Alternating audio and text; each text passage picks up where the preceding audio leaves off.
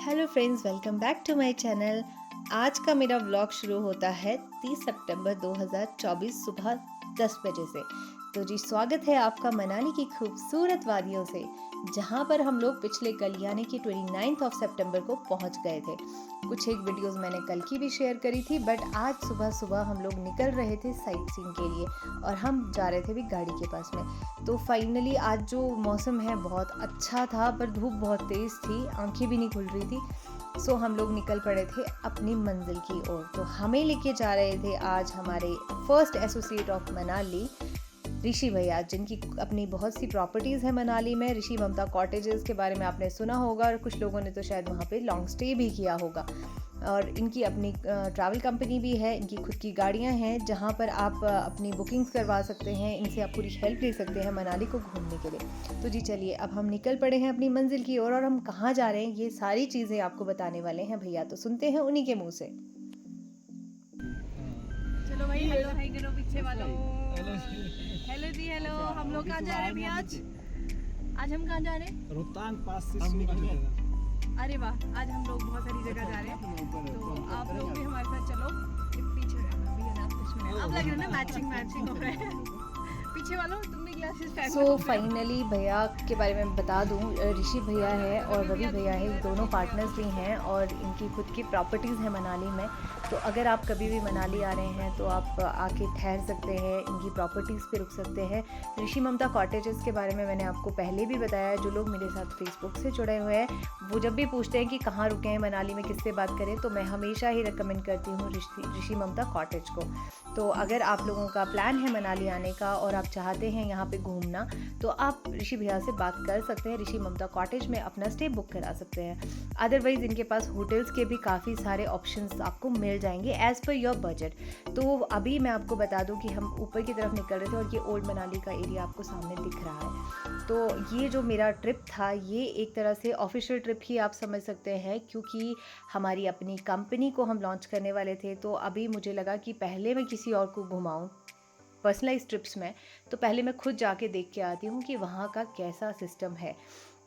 तो हम निकल पड़े थे, कुछ 3-4 दिन का हमारा ये ट्रिप था। तो फाइनली हम अब पहुँच गए थे। यहाँ पर आपको चेक पोस्ट मिलेगी जहाँ पर आपके वेरिफिकेशन होती है आपकी परमिशन की, जब आप जा रहे हो रोहतांग को।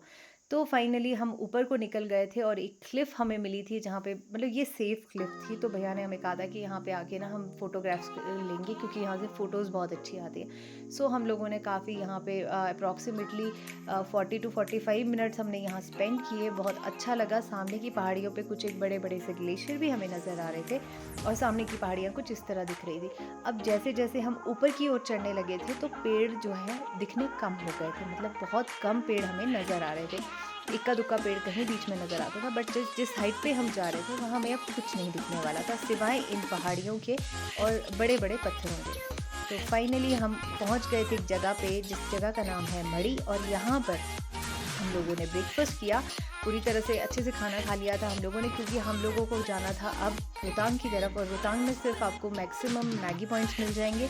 तो अगर आपको कुछ भी खाना है, पानी वगैरह लेना है, तो आप यहाँ से ही अपना लेके जा सकते हैं। और ये जो पॉइंट है, ये पॉइंट है पैराग्लाइडिंग का लैंडिंग पॉइंट भी। तो अब हम वहाँ से भी काफ़ी ऊपर आ गए थे, जहाँ पे पैराग्लाइडिंग का जो पॉइंट है, जहाँ से पैराग्लाइडिंग स्टार्ट की जाती है। Short rides and long rides दोनों तरह की राइड्स होती हैं। तो जब मैं वहाँ पर थी तो मैंने लाइव भी देखा था लोगों को यहाँ से राइड लेते हुए, और वो जहाँ पे हम मड़ी में हमने ब्रेकफास्ट किया था वहाँ पे उसका लैंडिंग पॉइंट होता है। तो यहाँ पर जो हो सकता है कि सीजनली यहाँ पे चार्जेस डिफरेंट रहते हों, बट अभी इस टाइम पे जब मैं वहाँ पे थी तो यहाँ का जो चार्ज उन्होंने बताया था वो 2500 रुपीज़ पर राइड बताया था एक आदमी का, जिसमें कि उन लोगों ने कहा था कि वीडियोग्राफी भी उसमें इंक्लूड रहेगी। सो अच्छा लग रहा था। यहाँ पे मनाली में और भी काफ़ी सारे पॉइंट हैं जहाँ पे पैराग्लाइडिंग होती है, सोलांग नाला में भी होती है। तो अभी तो हम यहाँ पर आए थे, तो ये फर्स्ट पॉइंट था जहाँ मैंने पैराग्लाइडिंग को देखा था लाइव। इससे पहले भी देखा है, बट मनाली में मेरा फर्स्ट विज़िट था और ये ऑफिशियल विज़िट था, इसलिए ये चीज़ें आपको दिखाना बहुत ज़रूरी है।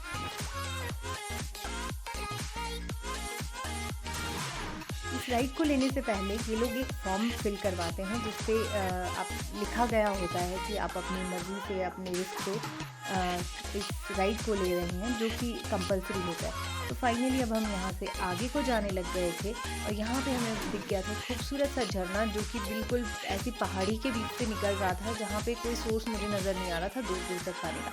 तो आप भी इस खूबसूरत से झरने का एंजॉय लीजिए, इस व्यू को देखिए। सो अब हम लोग पहुँच गए थे उस जगह पे जहाँ हमें आज जाना था, जो हमारा आज मेन अट्रैक्शन था। यहाँ पे मैं वीडियो शूट करने लगी थी तो कुछ लोग मेरे पास आ गए और वो मुझसे बात करने लग गए। बहुत अच्छा लगा। ये लोग केरला से आए थे, किसी टूरिज़्म इंस्टीट्यूट में, कॉलेज में ही थे, ये टूरिज़्म की पढ़ाई कर रहे थे। तो ये सारे स्टूडेंट्स थे जो वहाँ यहाँ पर आए थे हिमाचल को घूमने के लिए 14 डेज़ का। थोड़ा सा दुख मुझे इसलिए हुआ कि वो लोग शिमला नहीं आए थे क्योंकि उनके पास इतने दिन नहीं थे और उनके ऑपरेटर ने उनको शिमला वाला ऑप्शन स्किप करने को कहा था, जो कि बहुत गलत बात है। बट फिर भी मैं हूँ, मैंने अपने शिमला के बारे में सारी बातें उन्हें बता दी। उन्होंने मुझसे पूछा शिमला के बारे में तो मैंने उनको सब कुछ बताया, और शिमला को प्रमोट करना मैं भूल जाऊँ ऐसा तो पॉसिबल ही नहीं है। सो इनसे बात करने के बाद हम निकल रहे थे आगे की तरफ को। ये सारा इनका ग्रुप था। बहुत अच्छा लगा इन लोगों से मिलके।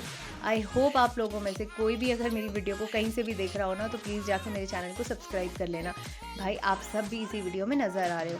सो फ्रेंड्स, अब मैं आगे को निकलने लगी थी, तो इससे पहले कि हम इस जगह को छोड़ें तो मैं आपको थोड़ा सा बता दूं इस जगह के बारे में। ये जो जगह है ये है व्यास कुंड। जी हाँ, रोहतांग में व्यास कुंड नाम की जगह है जहाँ से व्यास नदी का जन्म हुआ है। मतलब जो व्यास नदी है वो यहीं से सबसे पहले निकली थी। वैसे मैंने इसके बारे में काफ़ी सारी स्टोरीज़ भी पढ़ी हैं। उस स्टोरीज़ में मैंने पढ़ा है कि ऋषि व्यास जो है इस कुंड में नहाते थे, नहाने के लिए आते थे, स्नान करने के लिए आते थे, तो इस कुंड का नाम व्यास कुंड है। सो हो सकता है इसकी कोई और भी स्टोरी हो, अगर आपको पता है तो आप कमेंट बॉक्स में ज़रूर मुझे स्टोरी के बारे में बताइए। सो अभी मैं यहाँ पे ना पूरे की पूरी वीडियो में वॉइस ओवर कर रही हूँ। उसके 2 रीज़न्स हैं। पहला रीज़न ये है कि वॉइस क्लियरिटी नहीं है, और अभी व्यासकुंड में मैंने कोशिश की थी कि मैं खुद से ही वीडियो जो है लाइव बोलकर ही शूट करूँगी, जो कि मैंने की भी थी। बट यहाँ हवा इतनी तेज़ थी, हवा की जो आवाज़ थी उससे कुछ भी क्लियरली समझ नहीं आ रहा। तो फाइनली हम निकल रहे थे। आगे हमारे पायलट 1 पायलट 2 थे, बाकी मेरे साथ के पीछे लोग आ रहे थे। तो हम लोग यहाँ से अब निकलने लगे थे नेक्स्ट डेस्टिनेशन के लिए। बहुत खूबसूरत जगह है। जब भी आप रोहतांग आओ तो व्यास कुंड में आना मस्ट है। अगर आप अपनी गाड़ी से आ रहे हो ना, तब तो आपको खुद से ही सर्च करके आना ही पड़ेगा, लेकिन अगर आपने कैब की है तो वो आपको खुद बता देंगे, गाइड कर लेंगे। सो फाइनली अब अपनी गाड़ी के पास पहुंच रहे थे। अब मैं इस वीडियो को यहीं पे एंड करती हूँ और मैं आपसे मिलती हूँ नेक्स्ट वीडियो में, क्योंकि वीडियो काफ़ी लंबा होने वाला था। सो अगर आपने मेरे चैनल को अभी तक सब्सक्राइब नहीं किया है तो प्लीज़ जाके मेरे चैनल को सब्सक्राइब कीजिए, और आप मेरे सब्सक्राइबर हैं तो लाइक, शेयर एंड कमेंट करना ना भूलें। Thank you so much for watching.